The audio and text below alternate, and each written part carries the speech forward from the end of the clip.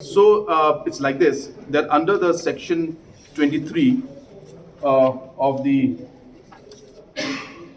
under section 23C of the MMDR Act, the state governments are mandated to have rules made to check the transportation, issuance of transport challan, regulate the storage of the minerals, and also to monitor the illegal transportation.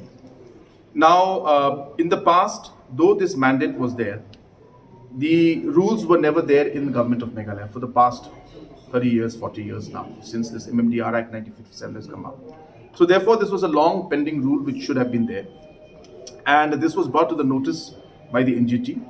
And based on that, the NGT had then made provisions on their own to come out with certain provisions to monitor the movement of the trucks and the storage of the minerals and the transportation challans. But now that these rules are there, and NGT had made an observation that government of Meghalaya should come out with these rules at the earliest. So as I said, to be very, very brief, 3 sections are there. One is the issuance of the transport challan. Number is regulate the issuance of transport challan. Number 2, storage of the minerals once it's taken out, storage of how it will be stored, where it will be stored. And third is to monitor any illegal transportation. So these are the 3 mandates that are there given in these rules.